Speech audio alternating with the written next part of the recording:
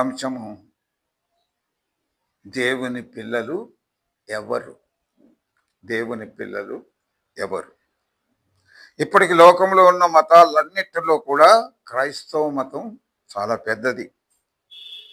క్రైస్తవ రాష్ట్రాలుగా పేరుగాంచిన అనేక రాష్ట్రాలు ఉన్నాయి. డబ్బులోను, జనసంఖ్యలోను, సామాజికంగాను ముందడుగు వేస్తున్న సంఘాలు, సమూహాలు అనేకం ఉన్నాయి. కానీ నేటి క్రైస్తవ సమాజంలో ఉన్న సహోదరులంతా దేవుని బిడ్డలా అన్నది ప్రశ్న. దీనికి జవాబుగా అపోస్తలుడైన పౌలు స్పష్టం చేస్తున్నాడు.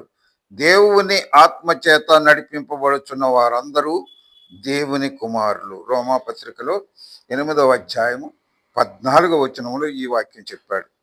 అంతేకాక మీ దగ్గర ఎల్లప్పుడూ ఉండటానికి ఆయన మరి యొక్క ఆదరణకర్తను ఇస్తాడు. ఆయన సత్యాత్మ. యోహాను సువార్త 14వ అధ్యాయంలో 16-17 వచనములో అవి సెలవిచ్చిన ప్రభు తాను ఆరోహణమైనప్పుడు తన శిష్యుల మీద ఊది, మీరు యెరూషలేము నుండి వెళ్ళక నా వల్ల విన్న తండ్రి వాగ్దానము కోసం కనిపెట్టండి అన్నాడు. అపోస్తల కార్యం 1వ అధ్యాయము 4వ వచనములో ఈ వాక్యము వ్రాయబడింది. వారికి ఆజ్ఞాపించాడు. యూదా ప్రభు, యూదా సంఘము అధికారులు సన్హద్రిదీన్ సంఘానికి భయపడి రహస్యముగా ఏకంగా కూడి ప్రార్థన చేస్తున్న ఇంచుమించు 120 మంది పరిశుద్ధాత్మతో నింపబడినప్పుడు వారు దాక్కొని ఉన్న స్థలములో నుండి బయటకు వచ్చి బహిరంగంగా యేసుని ఒప్పుకున్నారు. ఆ రోజునే యేసుని విశ్వసించిన వారు ఇంచుమించు 3120 మంది. హింసలు, ఉపద్రవాలు, అణిచివేతలు, మరణ శాసనాలు వీటి గుండా దేవుని పరిశుద్ధాత్మ వారిని నడిపించాడు.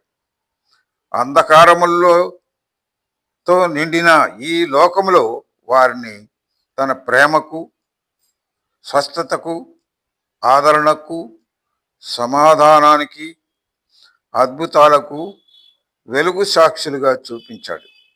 ఎందుకంటే వారు దేవుని పరిశుద్ధాత్మ చేత నడిపింపబడిన వారు.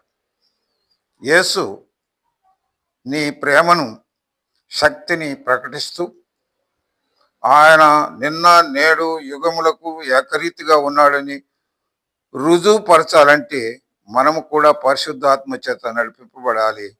అప్పుడు పరలోకములోను భూలోకములోను మనము దేవుని పిల్లలమని పిలువబడతాం.